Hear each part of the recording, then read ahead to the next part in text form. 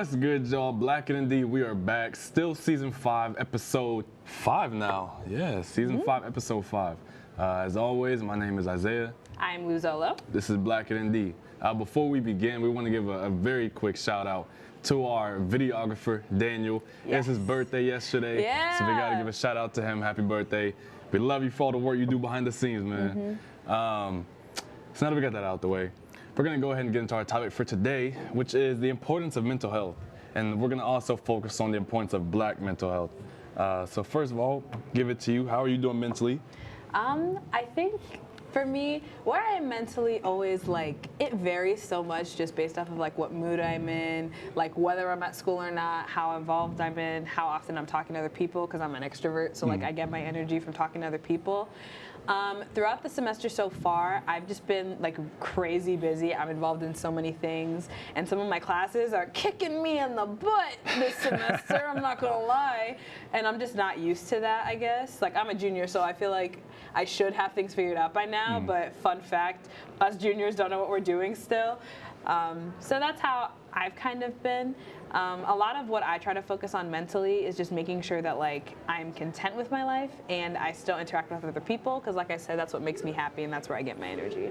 So yeah, it always varies, but typically I think I've gotten better at getting back to happiness and getting back to being mentally sane and mentally happy. So yeah. Yeah, for sure. I think with me, mentally, I'm drained. I'm not even gonna lie to you. I'm so ready for this fall break to come out. For those of y'all who don't know, fall break for us is next week, and I'm ready for it. This semester has been long. It's been tiring, mainly academically, but also extracurriculars. You know, doing everything with Black and D. He does so much, y'all. By the way, I just want to say that he does so much for Black and D. Shout out to him too. Yeah. Thank you, thank you. It's a lot that goes into Black and D that y'all don't always see, and we're gonna hook y'all with a behind-the-scenes episode sometime very soon, just so y'all can get a greater sense of what we do behind the scenes. But I mean, even outside of Black and D, academically it's been hard. I got all A's. Y'all don't worry about me academically. I'm doing good academically. He had to just drop that. I had to. I'm trying to make Dean's List again this semester. So that's a big thing for me. But academically, it's just been hard. I have one class where my professor, she just gives out so much work. We'll have to read 180 pages of a book. Then we also have to write a 3-page essay that's due on that same day. And then also, we'll have to read a chapter of a real academic book. Is this Africana? Africana studies, yes. And all of that is due on one specific day. So Let me know what class it is after this so I don't take it. I will let you know. I enjoy the class itself, but just that workload is hard. Yeah. You know, I was talking to Morza. He came up here on Monday, actually. He thought we recorded on Monday. For those of y'all that don't know, we record on Thursdays. He was gonna surprise us to be on the show. We'll get him on next semester though. But you know, I was showing him the syllabus of that class, and he was like, "Boy, I'm glad I graduated already," because he was like, "I couldn't do this," and I'm like, so "How do you think we feel?" You know, it's so much work, and you know, I feel for other students. You know, one thing about me, I take my mental health very seriously. Mental health always comes before anything else for me. As it should. Before academics, before money, before all that, mental health always comes first. Because if your mental's wrong, if your mental's not in balance, everything else exactly falls apart. And so, that's big for me. And I feel like a lot of us Notre Dame students, we're just struggling mentally, especially this semester. The amount of people I've talked to who are this semester's just been so hard mentally, and it's been so hard, physically. I mean, it's hard on everybody. And I think one of the biggest things that's really hard for a lot of us is the fact that a lot of these professors, right, we take our weekends seriously. And what a lot of these professors are doing they're assigning homework over the weekends. You have stuff you have to do over the weekends. And I'm here to tell y'all right now, this is my personal belief. For any professor that assigns homework that's due on the weekends, or you assign homework that we have to do over the weekends, you have a special place in hell for you. Because I promise you, you are doing Satan's work. That is absolutely ridiculous. It's horrible. We're sick and tired of it. It's not our fault that y'all couldn't get all y'all's work in within the 5 days of the week. That's true. You gotta grade all of it also. Exactly. So, it's give us, Saturday and Sunday off. But to add on to that too, you know how the way that college classes are supposed to work is that every hour of credit is how many hours you should be doing outside of class. So if that's the truth, that means that 3-credit class you're doing, you're supposed to only spend 3 hours outside of class. Not 15. Exactly. So that does not happen for any of my classes. So yeah. But that's how it's supposed to be, apparently. I just don't get it. Like, some classes just have, like, a ridiculous amount of work, and I really want to learn, but I feel like when teachers, like, bombard students with just so much work to do, it distracts from the actual learning. So if you're not learning, you're really just trying to get your stuff in, and, like, what's the point of school in the first place? It's literally just trying to get a grade at that point. And I really, like, of course I care about my grades, but I care more about learning because I'm actually doing the things I'm doing because I'm interested in it. So when you just bombard me with work, that's just, doesn't help either of us. Exactly. And that's why I feel like professors just don't really understand, is that they're not really helping anybody, by doing that. And I talk to professors a lot of the times in Africana studies, and I always tell them, like, whenever y'all are giving out work, please make sure that y'all are taking y'all students' feelings and emotions and lives into thought. Because I feel like a lot of the times they just don't, and they just end up, overwhelming us with a bunch of work. And like you said, it gets to the point where instead of actually trying to internalize everything that you're reading, instead of trying to internalize everything that you have to study, that you have to go over, instead of all that, you just end up just rushing to get things done. I know, like with the class I was just telling y'all about, we have so much reading to do that oftentimes I just try to, like, get through it and without actually internalizing what we have actually read, or it'll be just too much, too overwhelming because I have other classes I have to do, and it just gets to the point where I'll just go online and find a summary of the book. Exactly. And that's not what I want to do whenever we're reading, like African American history or whenever we're reading African American literature. I want to be able to actually enjoy the book, and I want to enjoy it for what it is. But I feel like you just can't always do that because these professors just don't really take our mentals into 100%. thought.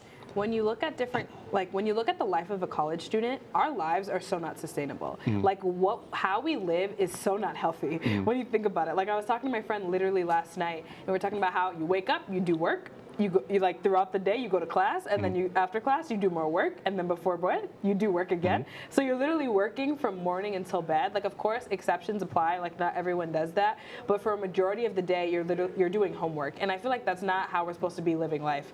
Like, that's just too like, stressing about grades is too much, and then when you add like other things that might be happening with your family or with your friends, like, there's literally no room to be human, because when you think about it, like, as a human, like, things go wrong, like, we get succumbed in, like, feelings, we can end up getting sad or mad, but, like, whenever those things do happen, it literally, like, messes up everything else in your life, especially school. So it's just not sustainable because it doesn't allow for, like, us to be human to some extent. Exactly. I mean, college, it really turns us into machines. That's what it really does. It just turns us into homework producing machines, where all you're doing is you're just doing homework and homework and more homework. We have fall break next week. We're supposed to have a whole 7 days off of no, schoolwork, just straight rest. And there's still professors who've taken the time out of their days to give more schoolwork over fall break. Or have something to do when we come back. Exactly. They'll have it due the Monday or the Tuesday, and it's like, it's so much to do. And I feel like these professors, they don't really take into account our mental health is so important. I was talking to a student just a few weeks ago, and the student was telling me how they're struggling just to get out of bed. They're struggling just to get something to eat. They're not even attending their classes really hardly. And a lot of these students, they're paying to actually go to these classes. They have to pay for their classes, but they're so mentally drained that they're unable to actually go to those classes. And and you just have people that are like, oh well, get over it. Oh, keep moving forward. Blah, blah. And it's like, it's easy to tell somebody that, but at the same time, you have to take into account the fact that these people are literally mentally struggling. You can't just push forward whenever there's nothing positive, whenever there's nothing that can actually help you coming back to you. And that's what I feel like, we need to put a bigger emphasis on, because all these professors do is they'll be like, okay, well, I can give you an extension on this assignment. You can turn it next week, okay, but then next week I have 2 midterms and 3 papers due. So what really is that doing for me and for my mental? And that's what I wish more professors would really care about it. And I think that we also, as students, and just as people in general, we really need to look out for our people's mental health a lot more too. We definitely including me. Like, I used to always talk to my friends, like, every week, like a Monday or a Tuesday, I do a weekly check-in. I'd ask everybody, how's y'all mental doing? How y'all doing mentally? I like that you do that. That's nice. Exactly. It's just something just to, and they're not always going to tell me the truth. They're not always going to be like, oh, this happened to me, this happened to me. But at the same time, it shows that you care. And that could really be a difference maker for someone who's really struggling mentally, who's just going through the absolute worst. Just one person asking them, how are you doing today? How are you doing mentally? That could legitimately change the entire trajectory of their entire life. Check on your friends, people. Check on your friends. Something else too, you mentioned like someone you knew like had trouble getting out of bed. I feel like I've been struggling with that recently. Like I don't think it's a like big underlying issue, but I think that as the semester has gone by, because I get less and less sleep, it just makes it harder for me to get out of bed just because I'm so tired. And like I need my sleep, and I really like sleep. Yeah. So that's something I'm definitely struggling with right now. And something that I noticed too is like when I don't get a good amount of sleep, which most college students don't, like your emotions are all out of whack. Like I get so irritable, like I have short temper, I have like little patience, like I get scary. I remember this semester, like when I wasn't getting a good amount of sleep, like for a certain period of time, I was like, I do not like how I'm acting right now. And then I realized like, oh, this is because I didn't get a lot of sleep. So it's like I tried to like remind myself like I'm human. This is just because I didn't get enough sleep. But it was definitely something I was like, wow, like sleep really does matter. It really does matter because it literally changes your character. So exactly, and as college students, we, like you said, we do not get enough sleep whatsoever.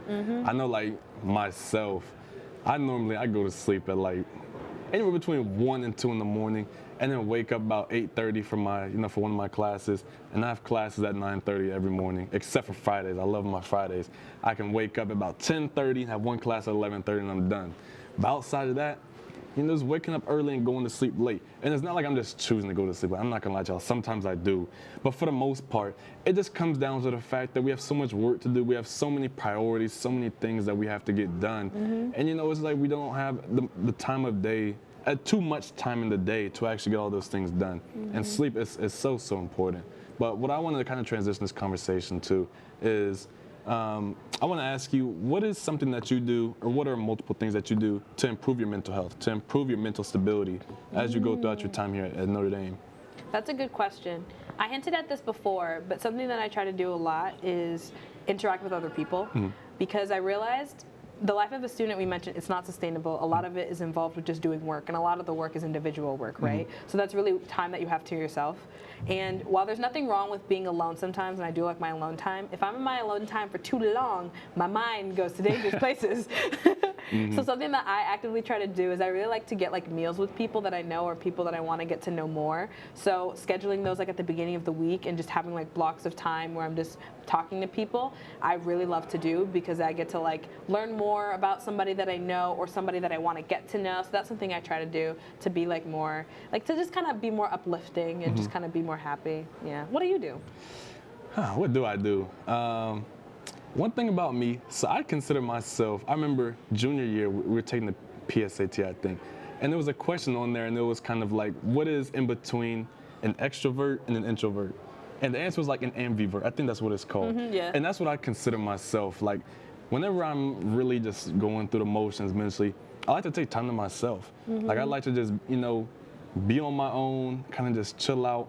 I play the video games a lot. I'll bust any on 2K or Madden, just letting y'all know off rip. I love to, play games with my friends or just play games by myself. I like watching Netflix, Hulu. I got to catch up on my shows. Oh, yes. Exactly. On the weekends, on those Friday nights, the Saturday nights, got to go party. Got to get out, got to be around people, got to get loose. I would agree if they were good. The scene this year has not been... Okay, I'm not going to lie to you. Nas' party was good. I like that party personally. Okay, that was. Nas' party was good. Not you dropping the names But of the party. I got to. Hey, Nas, shout out to you, bro. The party was lit. We was all turned, bro. But Nas' party was good. But I will agree with that. A lot of these parties, these other parties are bad. And what I will say to the white Notre Dame students that may be watching this, y'all do not know how to throw parties.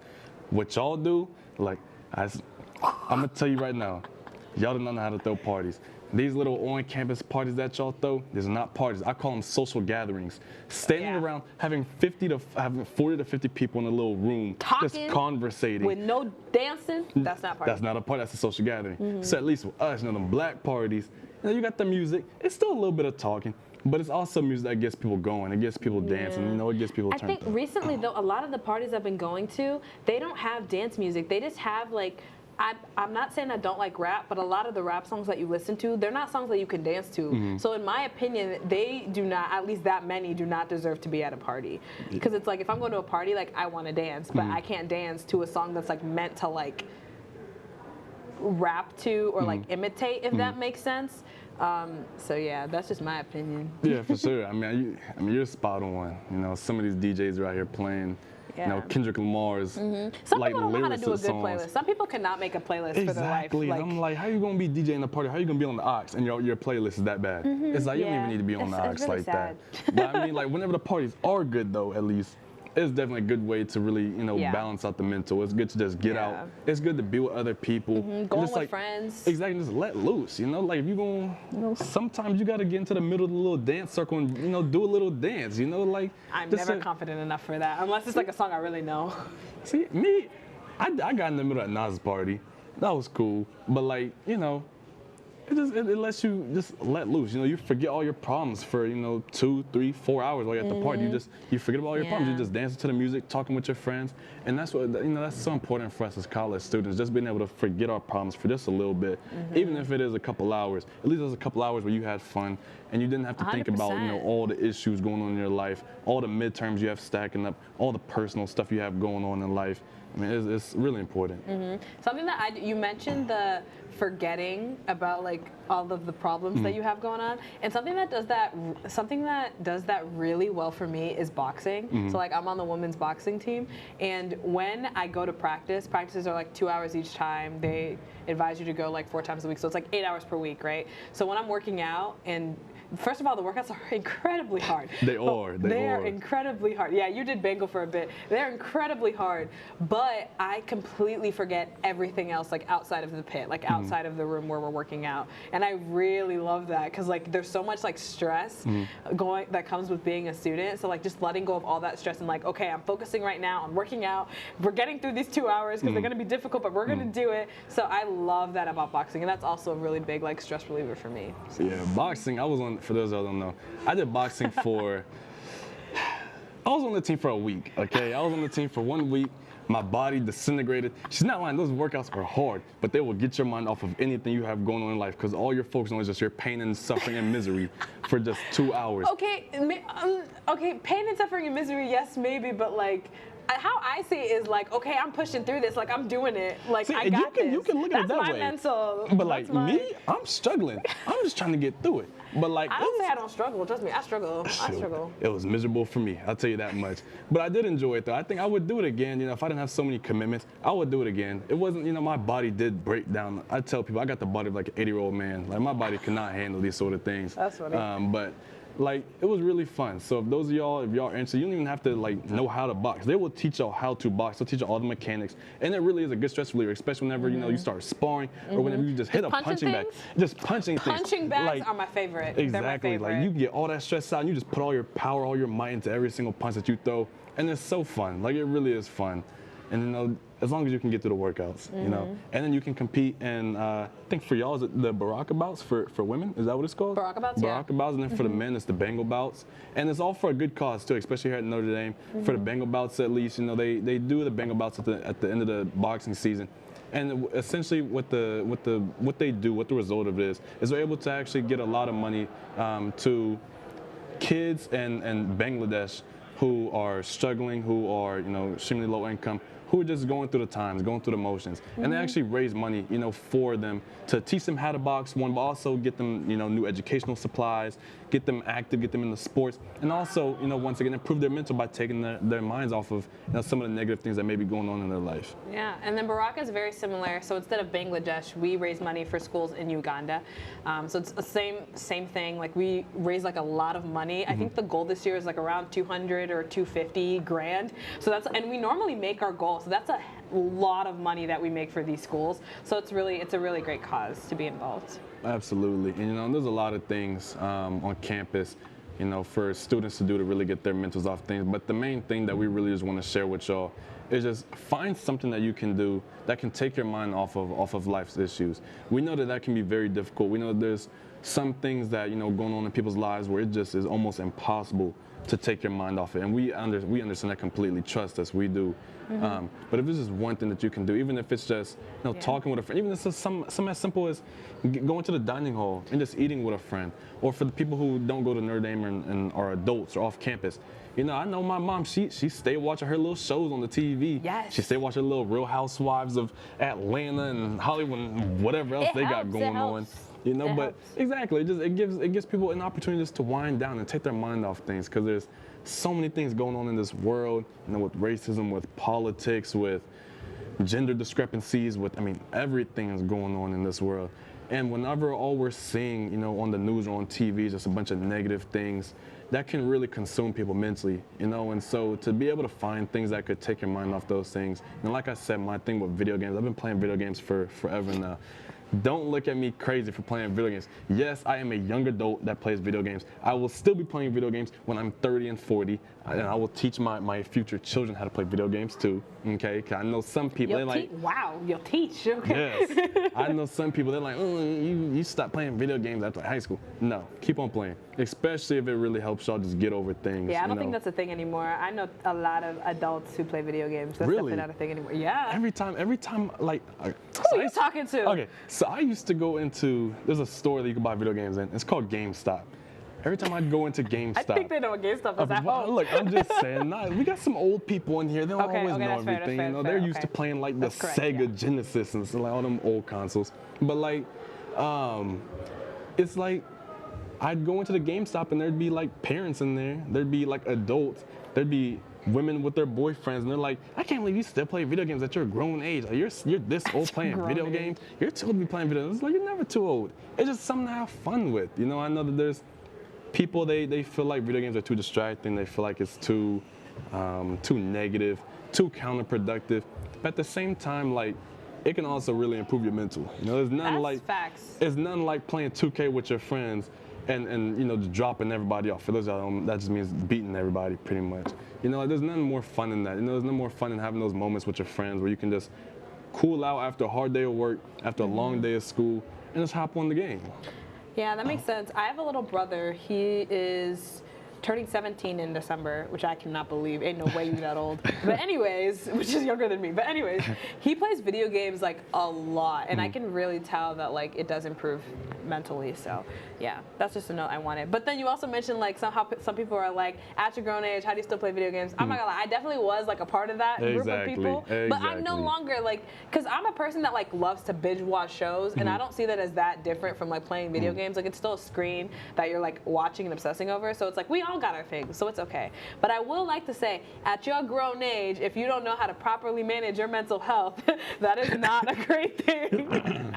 I just wanted to say that too. So it's a really important that everyone like does what is necessary and make sure to pay attention to your mental health, because it is very important, and it can definitely be fatal if you don't. So. Yes, and I say I recommend playing video games. Do not play video games and do not binge watch TV for 20 hours. Okay, fair. Don't just do that, because at that point your mental's still going to be bad. Make sure that you have enough time to take care of your mental, but also take care of your priorities. Them bills, they're not going to go away. All those midterms you have, they're not going to go away either. As much as I hate to say, as much as I hate to admit, life does move on, and the world does not stop for anybody. But it's also good to at least pause your own world, pause your own personal world, and do things that could really help you out mentally. Yeah.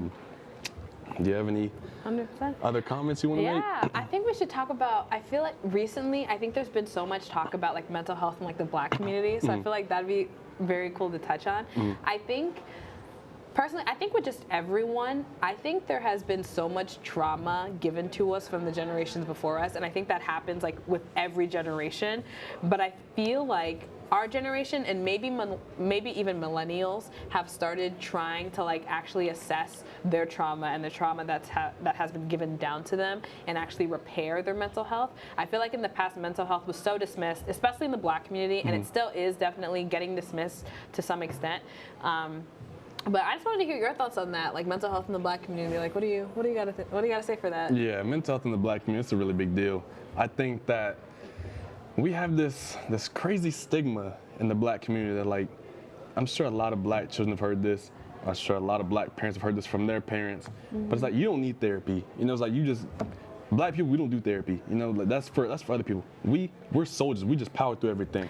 And, you know, such a dangerous thing. It is. It's very dangerous to say that because, I mean, at the end of the day, you have to take care of yourself. And I feel like in the Black community, we go through so many things. You know, like just for example, with us being Black students here at Notre Dame, not only do we have to, you know, take care of our 10-page papers, you know, all of our midterms, we have to take care of all that. But at the same time, we also have to balance some of the racism that we face, some of the discrimination that we face, and that can take a really heavy toll on you as just a Black individual. And so we always need outlets to take care of our own mental, because if we don't, I mean, we've seen the way that these suicide rates have been shooting up. You know, that's the end result of just not being able to take care of your mental. That's the end result of just so many things going on in life where you just become so overwhelmed, and so you can't control things at that point. And in the Black community, I feel like there's not enough emphasis on mental health. I feel like there's a heavy stigma that therapy is bad. Therapy is not bad. If you need therapy, if you just need to talk to somebody, even if you don't need it, everyone can have everyone can go through therapy. Like, it's such a beneficial thing. Exactly. You know, I think a lot of one of the heavy critiques with this is it's very expensive. You know, it's very expensive to seek out a therapist, and that's absolutely true. And so for those of y'all where it just may be too expensive, one thing I would recommend that I've done myself is writing in a journal. You know, writing your thoughts out in a journal. That's always, it costs maybe like $2 or $3. But I mean, I know with inflation, it might cost you a little bit more, but it just costs you a couple dollars to go buy a journal, a pen, and just write out your thoughts. If you have a friend that you really trust, I know that friends cannot always be trusted, and I know that. Trust me, I know that I've been through the worst with friends like that. And now all friends are therapists. Exactly. Like, that's important too. But sometimes you just need someone that you can just talk to. You know, just. Even if you're talking to a friend, you don't want to give them all the dirty personal stuff that you're going through. At least just talk about like surface level things that you're okay with sharing with others. And if they were to just completely betray your trust, go tell someone else, it wouldn't impact you that much. You know, just at least being able to get some things off your chest. It's so important. I really hope that the stigma in the Black community that you can't seek out therapy and that Black mental health doesn't matter, I really hope that goes away, because there are so many Black kids who are. You know, I was reading some stories a few weeks ago about young Black kids in elementary school, you know, who were self-harming because their mental was so bad. These are kids who were in 2nd, 3rd, and 4th, and 5th grade, who are already trying to, you know, take their own lives, and they're already trying to, you know, I know one thing that was really common was Black kids would get erasers, and they try to erase the Black off of them because of the things that they experienced. And it all comes down to mental health. And if these kids are being told, you know, soldier up, you know, we don't have time to, you know, seek out therapy. We don't have the money for that. You know, it's like, it gets hard. You know, as Black parents, or if you see your child struggling, you always need to be an outlet for them. You know, your Black child should be able to trust you to tell them, or to tell you what's going on. They should never feel afraid to tell you something that's going on, because I can promise you, them having that trust and belief in you could really do wonders for them, and it could absolutely change their life. It could save their life. You know, and it's the same thing. Black parents, always feel free to talk to your Black children about what's going on. You know, you don't have to tell everybody, you don't have to tell them, you know, everything. You don't need to scare your children. But at the same time, that's sort of relationship between a Black mother and a Black son, a Black father and a Black son, a Black daughter, or a whole Black family, just coming together and having those roundtable discussions at the dining table or in the living room or whatever.